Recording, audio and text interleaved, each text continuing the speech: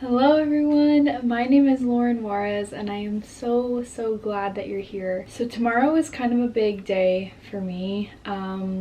It will mark 1 year living alone, living all on my own, and was the day that, so tomorrow last year, my ex-husband officially moved out and he dropped his keys off, and that was that, and that was one of the worst nights of my life. So I just kind of want to like do a little reflection video, very casual. I just have a few like bullet pointed things of topics that I want to talk about, but really nothing like planned. We have a companion here to hang out with us, so he'll be chilling right here. As always, if you guys want to treat this video as like a little hangout and just get cozy, feel free to snap a photo of you watching my videos and post it on your story and tag me so I can see, and I will include it in one of my next videos. So let's reflect on where I was this time last year.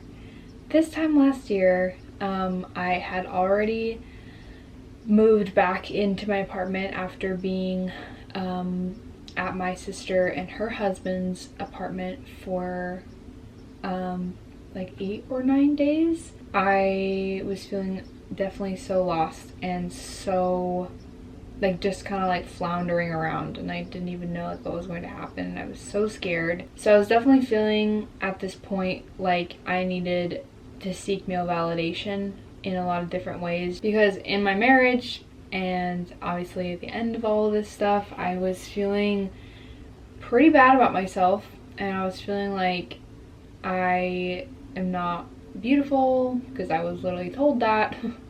I was feeling like I had no worth and like just all these lies. I've definitely forgiven myself for that part of my story, but I can't deny that that happened and like that that's true. I don't really even remember that day, honestly, of like when he was moving out, but I do remember that we hadn't really been speaking, I don't believe, that day, and then we had like planned on him coming over to get the little last of his stuff and for him to drop off the keys.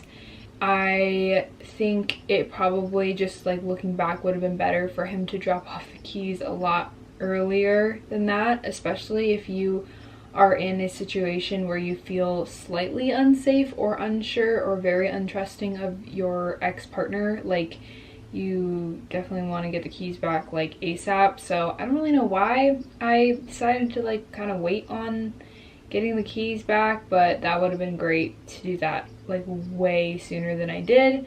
So pro tip, don't wait on that. It was really awkward when he came over because like I didn't really know like how to act, you know, like he's like coming into my house, but this is like our apartment. Like it was just weird. I had him sit down with me at the dining table and I just explained to him, I just was like, I'm really sad. Like, do you realize that like we grew up together and like we have been best friends, and like this is the end of it. Like this is the end of the line. You're giving your keys back. Like you no longer live here. Like this is it. This is the end. I don't know. Well, I can't say for sure like how he felt, but like it just seemed like he wasn't even like sad. Like I wanted to like shake him by his shoulders and be like, do you not like, do you hear what I'm saying? Like how do you not like care? How do you not like understand how like tragic this is? It's so sad. It's so sad. And I was like trying, it was probably the hardest I've ever tried not to cry because I did not want to seem like weak in front of him or whatever, but like I was trying so hard not to cry, and I was like trying not to cry with like tears just like pouring down my face. And then I remember he said in this conversation that the only thing he said was like, yeah, I read somewhere that like it hits guys like 2 weeks after, and like for girls it hits them like right away. And I'm like, okay, first of all, that's a very big overgeneralization of the male and female population. Second of all, okay, like I don't know what that has to do with anything, you know what I mean? So for some reason I remember we were standing in the living room, maybe we were like getting one more thing or something, and that's when like I just was like sobbing, and I like hugged him because I knew it was gonna be like the last time that I ever hugged him, and I was like so scared because I was also like, please don't leave me here. I'm terrified of being alone. I hate living alone. Like, I don't know what like I don't want to do this. Like, I don't even want to live alone. Like, why is this happening? Like, can you not leave? Like, not because I necessarily want you here, but because I'm just terrified to be on my own. You know, it's just this weird, like, I'm hugging you because it's the last time, but I'm also hugging you because I'm terrified of being alone, but you know what I mean? And he just like pushed me away and was like, you're gonna be okay, okay? And then I was like nodding or whatever, just like sobbing. And then Bilbo was sitting in like the hallway, and he was like, bye Bilbo, and then he like walked out. And I remember locking the door, and I was like, and then I just like sobbing. I went to my room. I was crying so hard, and now I'll probably have abandonment issues now that I am working through. I'm literally going to therapy today, which is great because I haven't had therapy in like 3 weeks, and when you have experienced trauma and you don't go to therapy for 3 weeks, it really, like, I feel it. Like, I really feel it. Also, like, I would like to do a full, like, 1 year, official 1 year in August, when, like, that's, like, that was the official divorce date. So that'll be, like, my official 1 year post-divorce. This is just, like, living alone. I think that some of the limiting beliefs that I've had throughout this year is that I'm not able to meet my own needs.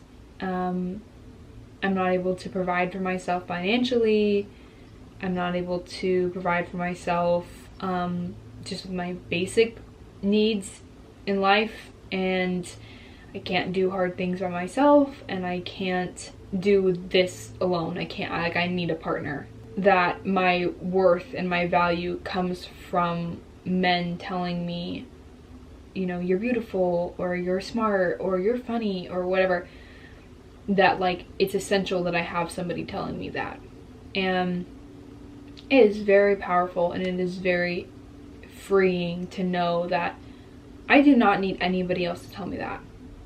I don't, and neither do you.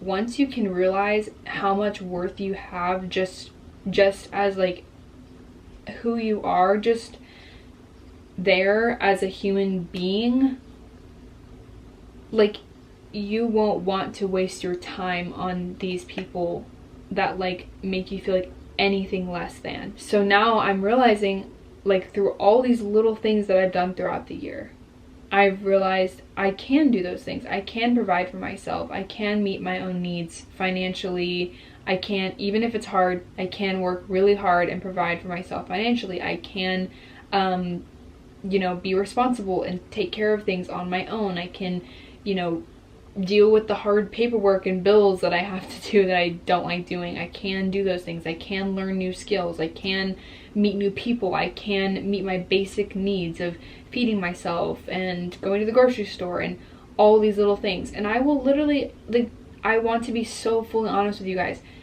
The past, like, it was yesterday morning and then like yesterday night, so the night before last, some of the hardest moments I've had this year.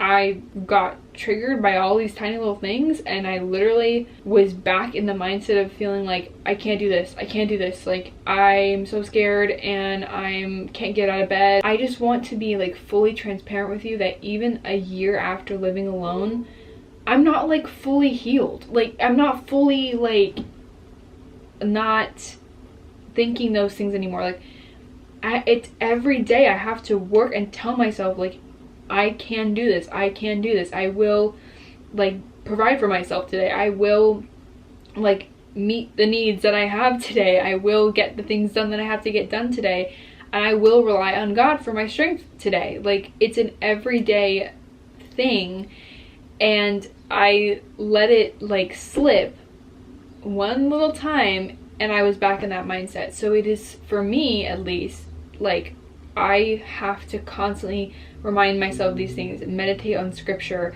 I have to constantly pray, because if I don't, like, I will slip back in these mindsets that can be very detrimental, because for a lot of so many different reasons is so detrimental. Definitely, like, in regards to limiting beliefs, like, trying to just be there for myself, be on my own team, and be my own cheerleader, and rely on my relationship with God to help me, like, get through this. Very scary, but it's very, very helpful, and it will help you grow when you do that. And to actively say, I will not believe these limiting beliefs that I have about myself and my life. I will not entertain those thoughts. I will overcome the adversity that I've had in my life. I will step up to the plate, and I will be strong for me right now and for my future self. It's so powerful, but you have to do it, because nobody else is going to do that for you. It's such a tough love thing, because I want to just be like, oh, like, just like, be gentle, and you should be all those things, and I think that's really good, but like, there's a time and a place to also say, like, I gotta step up, I just gotta do it. Like, you know, I can't constantly be like coddling, like, me being like, oh, I'm hurt and I'm, you know, whatever. I can't live in that victim mindset, because I will never progress in my life. Expectations and pressures. The first thing I want to talk about is when you get divorced, or when you go through some sort of change and all of this stuff, like, people around you are going to have a certain expectation on you about your situation. People are you're maybe have pressure just on yourself about the situation. What I've found to be the most helpful is to just, like, let go of every expectation and every pressure that people put on you, that you put on you, because it's really never going to be whatever it is that you have in your head. For example, tomorrow, my 1 year has to be big, it has to be grandiose, so it has to be all these things. I'm sorry, first of all, I don't have the energy to do that, because this is still so triggering for me and so hard for me. Like, I kind of hate that. Like, there's part of me that's like, really, it's been a year, like, come on, you know, you've been on your own for a year, let's, like. But then the other part of me is like, it's literally only been a year, and it makes sense that this is still really hard. So if you don't want to, like, book all this stuff and, like, go on a trip and, like, then don't. And I think that's so much more realistic. Remember that the most important thing about, like, that day is that you feel like you've celebrated it or commemorated it in, like, a meaningful way to you. So if that does look like taking a trip, and that's what you feel like you need to do, and you have the means to do that, then great.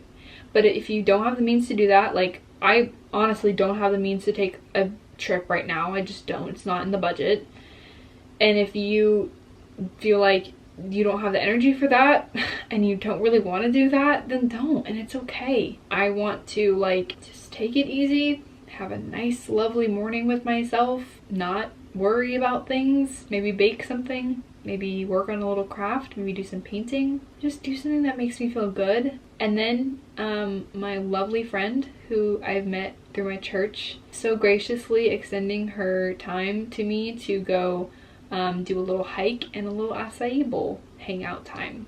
And that's how I want to spend it. I can't be putting all this pressure on myself around this stuff, and I can't put a pressure on myself of like, oh, okay, well, like, in a few months then I, like, need to start dating again, or in a few months then I should be healed from X, Y, and Z. No, it's not gonna work like that. It's just going to be, it'll happen when it happens. And, like, as I'm telling you guys this, like, I'm trying to preach this to myself. Like, I'm still very much learning all these things, like, as I go along. This is not me being like, I know best. Like, I really don't. I totally forgot to mention, but I had my birthday on the 18th, so I'm 22 now. Wanted to talk about, like, some moving updates and how it's been really hard. I definitely have, like, a trauma attachment to this old apartment, which I will be diving into therapy with my therapist today and asking her how to kind of like navigate this part of my life and this part of moving, because I didn't think I was going to have a trauma attachment to that apartment. I thought I'd just be able to like pack up, move out, and then this is going to be my new home for a while. And I'm wondering if anybody else has experienced this too. I've been feeling like this apartment or this house isn't mine, like, because my family's been here helping me kind of move in, and it's a really big house and I've never had anything like this before, and I keep feeling like I can't, like, I don't have jurisdiction to like decorate and like do what I need to do in this house and like put things on the walls. So I'm definitely starting the process of decorating my space and putting some holes in some walls, which I was very scared of, but I've done it and it feels very good. Things are coming together, and more I'm starting to feel like this is becoming my house. That's it. That's all I wanted to share. I appreciate you, and I'm cheering you on in every way I can. And please let me know if I can ever be of any support for you. My DMs are always open, and I will get back to you. I answer every single DM that I get. Unless it's rude, then I delete it. Thank you guys so much, and I will see you in the next one. Bye.